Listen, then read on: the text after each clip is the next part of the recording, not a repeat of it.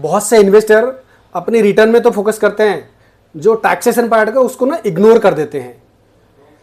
मान लो आपने देखा बहुत अच्छा रिटर्न दे रहा है, आपने जल्दी से पैसे निकाल लिया और हो सकता है उस पर STCG लग जाए, आपको देना पड़ जाए गवर्नमेंट को।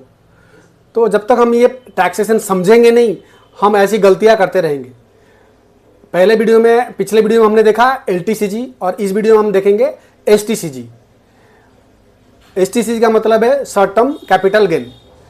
मान लो आपने क्या किया, कोई म्यूचुअल फंड आपने बेचते बेचते 11 महीने 15 दिन में उसको बेच दिया, और अगर आप और 15 दिन लगाते तो आपको क्या टैक्स रेट देना पड़ता, सिर्फ 12.5%। अब आपको क्या देना पड़ रहा है, 20%। तो आपका एक्स्ट्रा टैक्स चला गया। इस तरह आप लोग क्या करते हैं, रिटर्न पे ध्यान देते हो, टैक्सेशन पार्ट को बिल्कुल आप इग्नोर करते जाते हो। तो मेरा हमेशा यही मोटिव रहेगा कि आप अगर कोई रिटर्न कमा रहे हो तो आप सारी चीज़ें समझो पहले। ये जो टैक्सेशन म्यूचुअल फंड में बहुत ज़्यादा कॉम्प्लिकेटेड है नहीं, बहुत ही सिंपल है, और सिंपल तरीक़ा से मैं उसको समझाऊंगा तो आपको मेरी वीडियो देखने के बाद आप इजीली समझ जाओगे। और आप कभी भी म्यूचुअल फंड सेल परचेज करोगे तो आप ये चीज़ें हमेशा ध्यान रखना, तभी आपकी जो रिटर्न है वो अच्छे से कमा पाओगे। जो लॉसेस आप टैक्स के थ्रू दे सकते, लीगली बचा सकते थे सॉरी, तो आप उसको बचा पाओगे। आज की वीडियो में हम लोग STCG को बहुत सिंपल लैंग्वेज में समझेंगे। सबसे पहले समझेंगे STCG होता क्या है, इस पर टैक्स कितना लगता है और कैसे कैलकुलेट होता है। चलिए शुरू करते हैं। आज से पहले समझते हैं STCG होता क्या है। STCG मतलब शॉर्ट टर्म कैपिटल गेन। मान लो आप म्यूचुअल फंड जो कैपिटल गेन पीरियड के हिसाब से डिसाइड होता है। आपने मान लो 1 साल से कम में कोई म्यूचुअल फंड को बेच दिया, तो उस पर जो आपको गेन मिलेगा वो शॉर्ट टर्म कैपिटल माना जाएगा, कैपिटल गेन माना जाएगा। उस पर जो टैक्स लगेगा वो short term capital gain tax लगेगा। तो इस पर आप समझ लेना कि जो लॉन्ग टर्म कैपिटल गेन में आपको 1,25,000 छूट मिलता था, इस पे वो नहीं मिलेगा। तो आप समझते हैं STCG टैक्स लगता कितना है। मान लो आप कोई म्यूचुअल फंड को 1 साल से कम पीरियड में बेच दिया, जो आपको प्रॉफिट हुआ उस पर 20% आपको टैक्स लगेगा। इस पर कोई छूट नहीं है, सीधा सीधा आपको जो भी प्रॉफिट मिलेगा पूरे इन्वेस्टमेंट बिल्कुल नहीं लगेगा। तो जो भी आपकी प्रॉफिट होगा उस पर 20% टैक्स कैलकुलेट होकर आपको गवर्नमेंट को देना पड़ेगा। सिंपल एग्जांपल से समझते हैं। मान लो आपका इन्वेस्टमेंट 1 लाख है और आपने 1,30,000 से बेच दिया, मतलब जनवरी में खरीदा और सितंबर में उसको बेच दिया। उस पर प्रॉफिट बनेगा 30,000 और 30,000 पे 20% लगेगा, जो कि 6,000 रुपये। और आप 6,000 रुपये टैक्स जमा कराएंगे और आपके पास रहेगा 24,000। जो एक्चुअल प्रॉफिट है आपको बैंक अकाउंट में आएगा वो है 24,000। अब देखते हैं LTCG और STCG में क्या डिफरेंसेस है, आप ध्यान से समझना। पहले STCG देख लें। STCG का होल्डिंग पीरियड होता है 12 महीने से कम, और उस पर टैक्स रेट लगेगा 20%, जो करंट रेट अभी चल रहा है। और इसमें कोई 1.25 लाख का कोई रिबेट नहीं मिलेगा, इसमें कोई एग्जम्पशन नहीं है। उसके बाद आता है LTCG।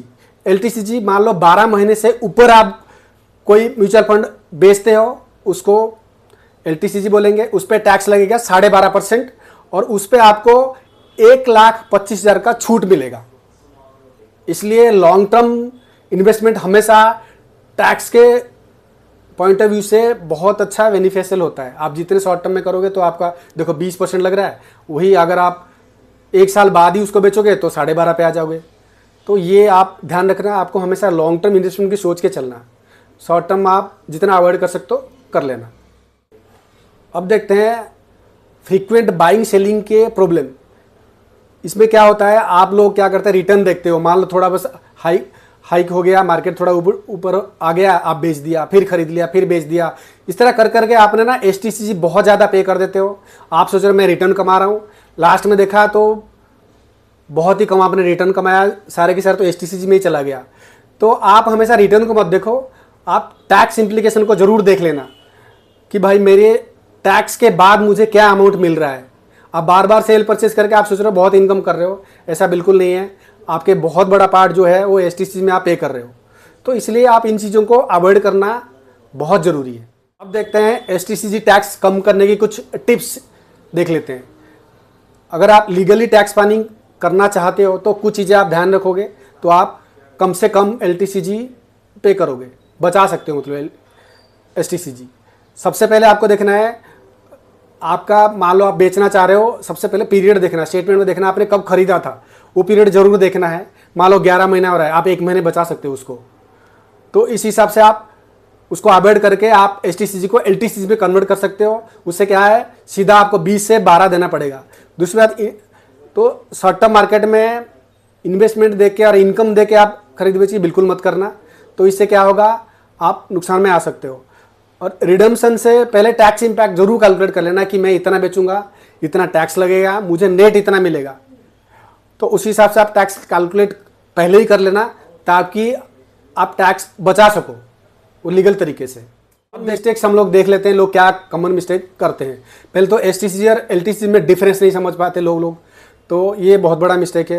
उससे रिडम्पशन से पहले टैक्स कैलकुलेट नहीं करते और फ्रीक्वेंटली स्विच करते रहते हैं इस फंड से उस फंड, उससे क्या है एसटीसीजी बढ़ता रहता है। उसके बाद सिर्फ रिटर्न देखते ही लोग बेच देते हैं और टैक्स बेचने से पहले टैक्स कैलकुलेशन नहीं करते। ये कुछ बेसिक मिस्टेक्स लोग करते हैं। आज की वीडियो में हमने समझा कि एसटीसीजी होता क्या है, कैसे हम लोग मतलब स्टेटमेंट रीड करके हम लोग टैक्स को कम कर सकते हैं और एलटीसीजी और एसटीसीजी में डिफरेंस समझकर हमें टैक्स बचा सकते हैं, और टैक्स प्लानिंग का टिप्स हमने अच्छे से समझा। मैं लास्ट में यही कहूँगा कि सिर्फ आप रिटर्न देख के आप समझ लो कि मैं इनकम कैलकुलेट कर रहा हूँ, ऐसा बिल्कुल मत करना। जो आपकी एक्चुअल हाथ में आ रहा है वही आपकी रिटर्न है। या आपने देख लिया कि मेरा इतना रिटर्न बन रहा है, आप अगर टैक्स प्लानिंग ढंग से नहीं करी तो आपका रिटर्न कम हो सकता है, ये लॉन्ग पीरियड में आपको बहुत ज़्यादा नुकसान दे सकता है। तो इसलिए आप लॉन्ग टर्म और शॉर्ट टर्म को बिल्कुल समझ के आप टैक्स प्लानिंग करना है। कोई बहुत ज़्यादा इसमें रॉकेट साइंस है ही नहीं, बहुत ही सिंपल है। अगर आपको कुछ और डिटेल में समझना है तो आप कमेंट्स में लिख दीजिए। आज के लिए इतना ही। जय हिंद, जय जगन्नाथ।